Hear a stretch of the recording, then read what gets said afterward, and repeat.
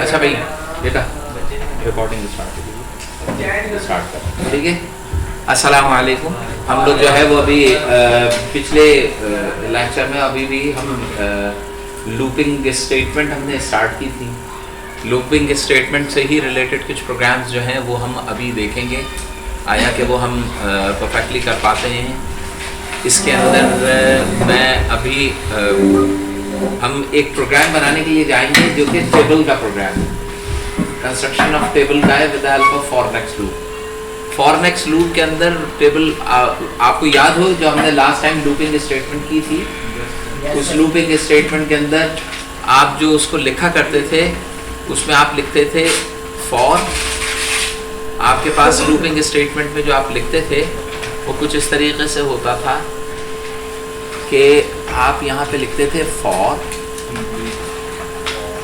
उसके बाद लिखते थे काउंटर वेरिएबल आई, इसको इनिशियलाइज कराते थे, कोई भी इनिशियलाइजेशन वैल्यू 1 हो गई, फिर क्या लिखते थे सेमीकोलन आता था, फिर कंडीशन आती थी आई इज लेस देन और इक्वल टू 10। अगर मैंने 10 दफा इसको चलाना है, अगर मैंने 10 दफा चलाना है तो आई इज लेस देन और इक्वल टू 10 मार्क कर दिया।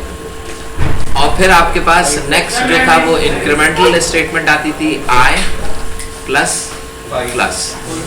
तो ये आपके पास स्टेटमेंट्स वो स्टेटमेंट्स होती थी जिस स्टेटमेंट से फिर यहाँ पे आपके पास ब्लॉक ऑफ स्टेटमेंट आती थी लूप की, और लूप जो था वो कैसे एग्जीक्यूट करता था ये भी आप जानते हैं। और आपको ये भी पता है कि एग्जीक्यूशन के दौरान हम एक ट्रायल रन टेबल भी बना के चेक कर लिया करते थे कि भाई एग्जीक्यूशन सही हो रही है या नहीं।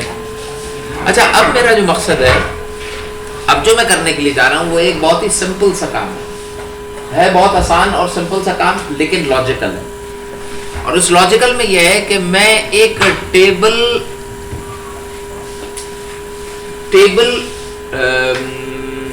टेबल मेकिंग प्रोग्राम बना रहा हूं जिस प्रोग्राम के अंदर आप यूजर से कोई भी स्पेसिफाइड इंटीजर इनपुट लेंगे और इनपुट लेने के बाद you will print that table on to the screen. तो समझ में आ रही है बात? यानी कि अगर यूजर से तुमने 4 इनपुट ले लिया तो स्क्रीन के ऊपर जो चीज डिस्प्ले हो रही होगी वो 4 is equals to 4, 4 multiply by 2 is equal to 8, 4 multiply by 3 is equal to 12 and onwards. और ये कहां तक जाएंगे 4 मल्टीप्लाई बाय 10, यानी कि ये 4 का टेबल जो होगा वो स्क्रीन के ऊपर क्या हो जाएगा, डिस्प्ले। अब अगर आप 4 का करना चाह रहे हैं तो 4 का डिस्प्ले होगा, 5 का करना, यानी कि ये यूजर से आप इनपुट ले रहे होंगे टेबल का नंबर और उसको स्क्रीन पे क्या कर रहे होंगे, डिस्प्ले करा। इनपुट किससे लेंगे, यूजर से, और डिस्प्ले कराएंगे किस पे, स्क्रीन। समझ में आती है बात? तो देखिए इसका मतलब ये हो गया कि सबसे पहला काम मेरा तो ये है कि मैं यूजर से पहले वो नंबर इनपुट ले लूं जो कि मुझे क्या कराना है, प्रिंट कराना। पहले मैं वो नंबर इनपुट ले लूं जो मुझे प्रिंट कराना। तो बताइए मेन के अंदर हम स्टार्ट करेंगे मेन से, और यहाँ पे वेरिएबल्स। अब देखिए एक वेरिएबल मैंने ले लिया है इंटीजर, एक तो होगा काउंटर। भाई इसमें काउंटर क्यों आएगा, क्योंकि देखिए एक ही चीज मैंने कितनी दफा एग्जीक्यूट कराई है, 10 टाइम। तो इसका मतलब क्या हो गया, एक तो काउंटर वेरिएबल आई आ जाएगा, सही। अब आई वेरिएबल आ जाने के बाद, काउंटर वेरिएबल आई आ जाने के बाद मैंने क्या करना है, जिस टेबल को प्रिंट कराना है वो टेबल मैं किससे पूछूंगा, किससे मांगूंगा, यूजर से। तो आपके पास यूजर जो मुझे इनपुट देगा वो मैंने वेरिएबल ए में से, ठीक है, 2। अच्छा, यहाँ पे जो चीज आंसर आएगा प्रिंट होके multiple, that is the product. तो उस प्रोडक्ट के लिए आप एक वेरिएबल प्रोडक्ट के लिए पी नाम का रख लें जो कि प्रोडक्ट वेरिएबल कराएगा। यानी कि 3 तरह के वेरिएबल्स मैंने यहाँ पे डिफाइन कर दिया। अब मैं इसको सॉल्व करने के लिए जाऊंगा तो इसका सोल्यूशन किस तरीके से होगा कि आप पहले इंटीजर दिया हुआ है आपके पास, मैं सबसे पहले प्रिंटफ लूंगा यूजर से इनपुट वैल्यू। तो इनपुट वैल्यू मैं यूजर से जो प्रिंटफ ले रहा हूंगा वो प्रिंटफ लेते हुए आप किस तरीके से लेंगे, आप लिख लेंगे प्रिंटफ और मैसेज डिस्प्ले कराएंगे enter a number for table, enter a number for table. तो आप टेबल के लिए नंबर क्या करेंगे, स्लैश एन ही आएगा, इनपुट लेंगे, स्टार्टिंग में स्लैश एन लिखेंगे, सही, नंबर फॉर टेबल। अब आप यूजर से इनपुट ले रहे हैं तो अब आप क्या करेंगे, स्कैन एफ लेंगे, जबरदस्त। अब आप स्कैन एफ करा देंगे किसमें, ए में, यानी कि परसेंट डी कॉमा और वेरिएबल क्या आ जाएगा, m% a। इसके अंदर आपके पास क्या आ जाएगा, इनपुट आ जाएगा। तो ये दो स्टेटमेंट जो है, it is used for taking input from the user के, तुम्हें पता लगे कि भाई कौन सा टेबल प्रिंट कराना है, और वो जो प्रिंट हो रहा है वो कौन से स्कैन एफ आएगा, प्रिंट टेबल, ये सिर्फ और सिर्फ वेरिएबल आपके पास, यानी कि मैसेज। हम हर स्टेटमेंट प्रिंट एफ हो या स्कैन एफ हो, हर सी लैंग्वेज की स्टेटमेंट के एंड के ऊपर आपके पास क्या आ रहा होता है, सेमीकोलन, ठीक है। अच्छा भाई, इसके बाद इनपुट ले लेने के बाद now we want to print this one. अब तुम अगर इसको देखो तो तुम्हें यहाँ पे ये पता लगेगा कि यहाँ पे 4 4 4 4 बार बार आ रहा है, और ये वही 4 है जो कि यूजर ने क्या दिया है, मुझे इनपुट दिया है। तो in place of 4 we can write a, यानी कि ये जो 4 वाला काम हो रहा है ये कौन हैंडल कर लेगा, ए। अच्छा, अब आप दूसरी चीज देखिए, ये इस कैलकुलेशन में एक सीक्वेंस दिखाई दे रही है मुझे, पहले 1 आया, फिर 2 आया, फिर 3 आया, फिर 4 आया, अप टू 10। तो मुझे ये समझ में आ रहा है कि यहां पे मेरे पास ये वाली चीज जो है ये हैंडल कर सकती है मेरा काउंटर वेरिएबल, क्योंकि काउंटर वेरिएबल में क्या होता है, पहले आई की value 1, for plus plus it become 2, then 3, then 4 and onwards up to 10। तो इसका मतलब क्या हो गया कि जो दरमियान में चीज लिखी हुई आ रही है बार बार, इसको मैं हैंडल या टैकल कर सकता हूं विद द हेल्प ऑफ आई। समझ में आई बात? अब बाद में इक्वल टू यहां पे जो चीज आ रही है और यहां पे जो चीज आ रही है, देखिए ये बार बार जनरेट हो रहा है, और ये किन दो चीजों का प्रोडक्ट है, प्रोडक्ट ऑफ 4 एंड 1, यानी कि product of A and I, ठीक है। तो इसका मतलब क्या है कि ए और आई के प्रोडक्ट को मैंने पी से रिप्रेजेंट किया हुआ है, यानी कि ये चीज हमारे पास किस चीज से हैंडल हो जाएगी। तो अब मैं क्या लिखूंगा, मैं यहां पे लिखूंगा लूपिंग स्टेटमेंट फॉर, मैं लिखूंगा फॉर काउंटर वेरिएबल आई था, I starting from 1, I is less than और इक्वल टू 10, और आई, ये लूप कितनी दफा चल जाएगा, 10 दफा चल जाएगा। आई इज इक्वल टू और आई प्लस प्लस, अब ये लूप जो है ये कितनी दफा आप ऑपरेट कर पाएंगे, 10 टाइम।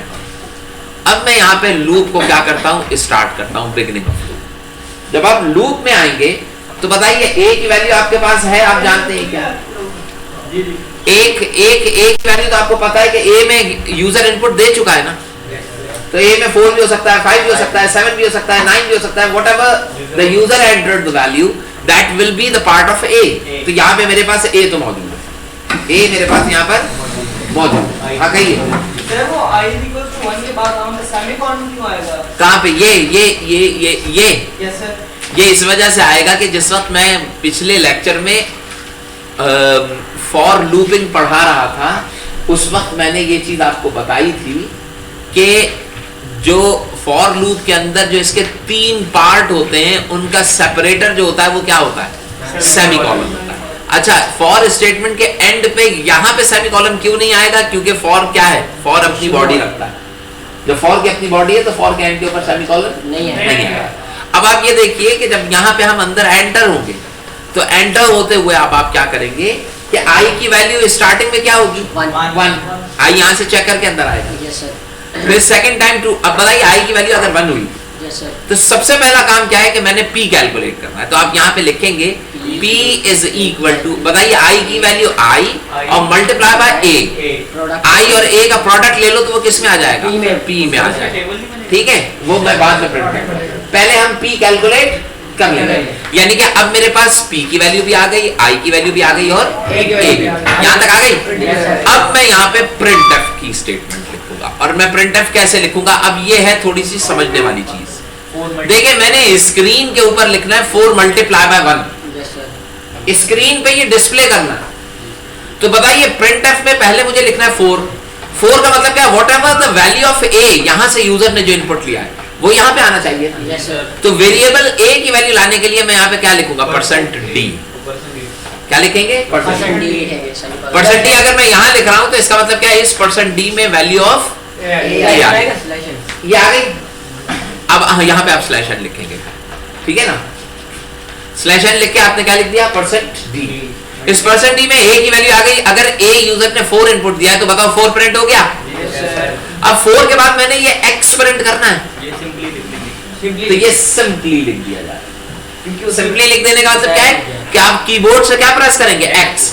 जब आप x प्रेस करेंगे तो a की वैल्यू के बाद क्या लिखा हुआ आएगा? x। अच्छा, x लिखा आने के बाद अब यहाँ पे जो चीज 1 आ रहा है इसको कौन हैंडल कर रहा था? i। तो इसका मतलब क्या है कि यहाँ पे एक और परसेंट डी आएगा और वो परसेंट डी क्या चीज प्रिंट कर रहा होगा? i। यानी कि यहाँ पर a की वैल्यू इस जगह प्रिंट हो रही होगी इस परसेंट डी में, और i की वैल्यू इस जगह परसेंट डी में। सर हमें ये तो नहीं पता। ठीक है, एक मिनट, समझ गए? यहाँ तक बात समझ में आई? यानी कि a की वैल्यू इधर आ गई और i की वैल्यू यहाँ पे आ गई। तो बताइए 4 भी प्रिंट हो गया, 1 भी हो गया। अब इक्वल टू चाहिए तो अब आप क्या करें? यहाँ पे इक्वल टू लिख दीजिए, तो equal to as it is print हो जाएगा, डिस्प्ले हो जाएगा। अब आखिर में यहाँ पर 4 8 12 तो p की वैल्यू आ रही है ना ये? Yes sir. तो यहाँ पे एक और परसेंट डी लिखूंगा और ये यहाँ पे क्या चीज प्रिंट कराऊंगा मैं? p। अब ये पूरा कंप्लीट हो गया। यहाँ पे मैंने इसको क्लोज किया, ये यहाँ पे सॉरी इसको क्लोज कर लेने के बाद यहाँ पे कॉमा आएगा, ये कॉमा आ गया क्लोज करने के बाद, और यहाँ पे मैं इसको क्लोज करके यहाँ पे सेमीकोलन लगाऊंगा। ये ब्रैकेट आपका क्लोज हो गया। यानी कि देखिए प्रिंटफ के अंदर ये कोटेशन ओपन है, slash N percent D into percent D into percent D, 3% D था। और किसमें वैल्यू पुट करेंगे? और इन पहला परसेंट डी की वैल्यू किसमें आएगी? देखिए ये p जो है वो इसमें आ रहा है। Yes sir. तो इसका मतलब क्या हो गया कि पहली a की वैल्यू यहाँ आएगी 4 yes sir. Multiply by 1 is equal to 4। Next time जब यहाँ से बाहर निकलेंगे और ऊपर जाएंगे तो i की वैल्यू क्या हो जाएगी? i की वैल्यू क्या हो जाएगी? 2। नीचे उतर आएंगे, अभी बताइए a तो वही 4 है ना? Yes sir. i क्या हो गया? 2 4 था, 8। p में क्या चला जाएगा? जब तुम प्रिंट कराओगे तो i की वैल्यू यहाँ पर क्या आ रही होगी? 2। यहाँ पे क्या आ रही है? 4। और यहाँ पे क्या आ रही है? तो बताइए 4 2 8 आ गया, फिर 4 3 12, 10 से 10 पे प्रिंट कर देगा। जब 11 पे जाएगा तो फॉल्स हो जाएगी और बाहर आ जाएगा। Is it clear? तो ये सिर्फ 2 स्टेटमेंट फॉर लूप के अंदर एग्जीक्यूट होना शुरू करेंगे और ये पूरे का पूरा 10 नंबरों का टेबल जो होगा वो आपके सामने प्रिंट हो जाएगा। और ये प्रिंट कैसे हो रहा होगा कि यूजर से आप वैल्यू इनपुट ले रहे होंगे और प्रिंट कर रहे होंगे। कहिए नहीं, एक दफा फॉर लूप का मतलब क्या? फॉर लूप की बॉडी हर दफा एग्जीक्यूट करेगी। जैसे फॉर के अंदर तुम पाकिस्तान लिखते थे, एक दफा लिखते थे ना, लूपिंग 10 दफा होती थी, 10 दफा 100 दफा 100 1000 दफा 1000। अब ये तुमने p = i × a लिखा है, ये एक दफा बॉडी में लिख दिया। अब हर एग्जीक्यूशन पे जब i की वैल्यू 1 होगी तो a की वैल्यू सेम रहेगी, a की वैल्यू चेंज नहीं होगी। पहले वो 1 से मल्टीप्लाई होगा, फिर 2 से मल्टीप्लाई होगा, वैल्यू बढ़ गई, 3 से मल्टीप्लाई हुआ, अब डिजायर्ड वैल्यू थर्ड मल्टीपल आ गया, 4 से मल्टीप्लाई हुआ, फोर्थ मल्टीपल, तो मल्टीपल्स क्या होते जाएंगे? बढ़ते चले जाएंगे। तो समझ में आई बात? क्लियर? अच्छी तरीके से। So that is how we can print a table. कौन सा टेबल? यानी कि table of a number with the help of looping statement. अब जरा देखिए यहाँ पर इसको देखिएगा, यहाँ पे वेब है, ये मैं इवन बना चुका हूँ पहले, मैंने बताया था नहीं इसमें 2n+1 करके। चलो मैं भी बताता हूँ इवन नॉट भी बता देता हूँ। पहले ये टेबल का देख लीजिए आप।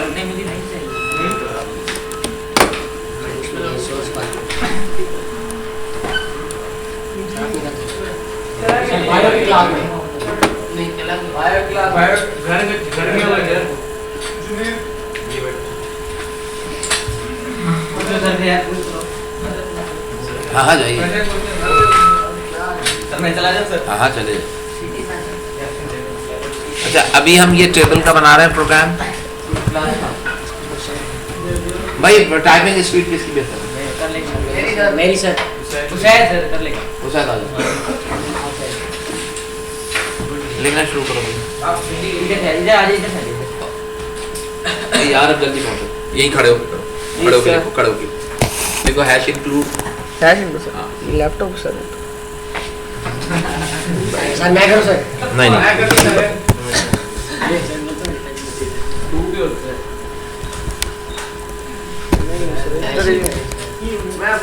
सर क्वेश्चन मार्क आ गया sir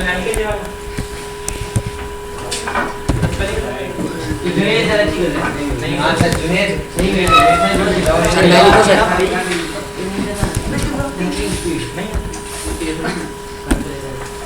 mister D R you not H क्या ये प्रोग्राम खाना हेलो सर। कॉपी करके चुप कर जाओ मेन सर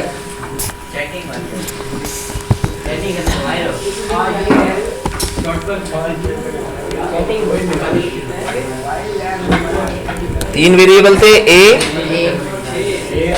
बी और आई ठीक है यस सर अब हम इनपुट ले रहे हैं मैं कोई मैसेज नहीं डिस्प्ले कर रहा हूँ डायरेक्टली इनपुट ले रहा हूँ मैं कोई मैसेज डायरेक्टली इनपुट ले रहा हूँ हैं सर सी स्कैनर सर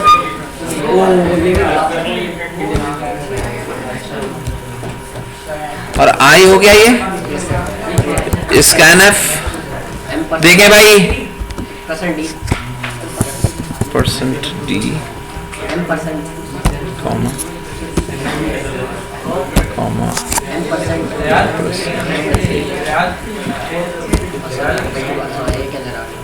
अच्छा जी अब हम फॉर लूप लेंगे देखें भाई मैंने फॉर लिखा है तो वो आपके पास फॉर जो होता है वो बोल्ड होगा एक रसम वर्ड है कौन बुला रहा है रियाज कौन कह रहा है किसको बुला रहा है कौन बुला रहा है सुनते क्यों नहीं हो तुम for I is equal to 1 semicolon I is less than or equal to 10 और I plus plus ठीक है भाई यहां तक आ गए अब यहां पे हमने इसकी बॉडी बना दी है ये ठीक है अब यहां पे हमने पहले क्या लिखना है P is यानी कि B लिखा है ना हमने B is equals to A multiply by I सुन रहे हैं भाई इधर देखते रहे ना आप क्या देख रहे हैं कैलकुलेटर ओ भैया इधर देख लो तुम्हारी बात से बना रहा हूँ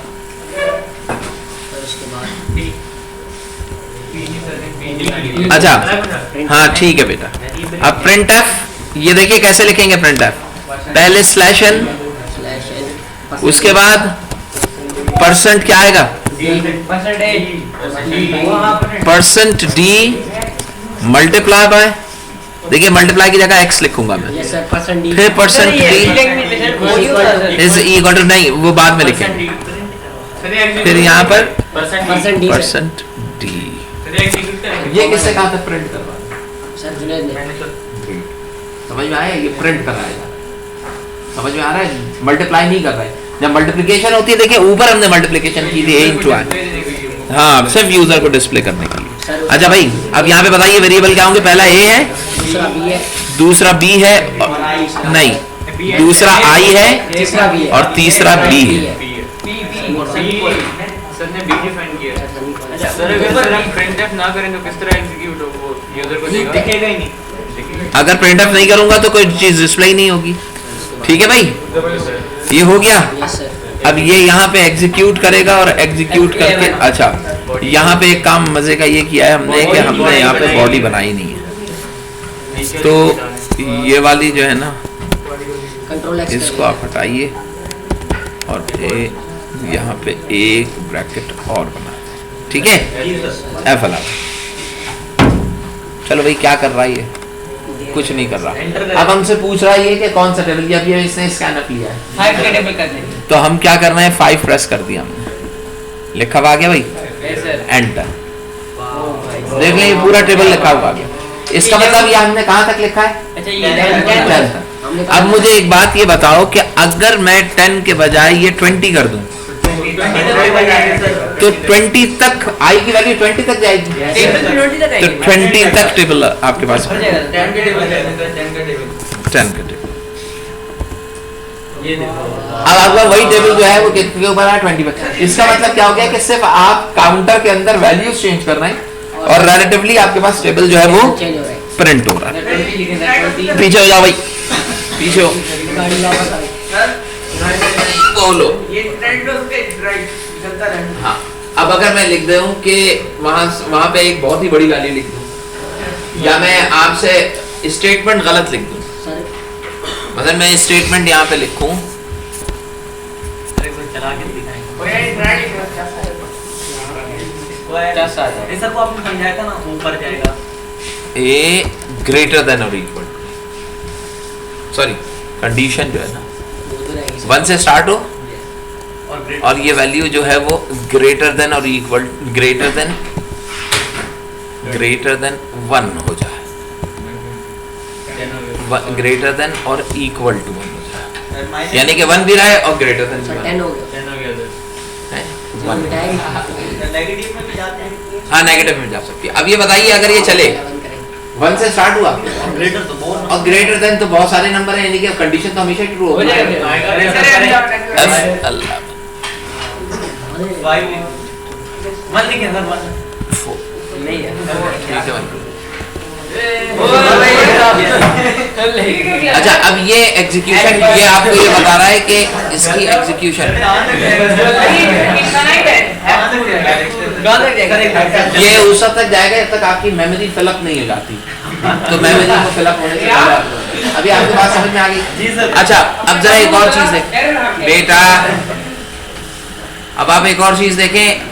अभी ये कह रहे थे कि हम इवन या ऑड नंबर्स को कैसे प्रिंट करेंगे, तो देखिए फॉर लूप के थ्रू अगर मैंने इवन नंबर्स प्रिंट करने हैं, 0 से तो इवन नंबर 0 इवन नहीं होता, इवन 2 से स्टार्ट होता और है। 2 4 8 6 अब मैंने अगर मैं ये कहता हूँ भाई इवन नंबर प्रिंट करो, लेकिन कितने प्रिंट करने हैं ये यूजर से पूछो, नहीं समझे कि यूजर से आप पूछें कि आपने इवन नंबर प्रिंट करने हैं फ्रॉम 2 to 100 या 2 to 35।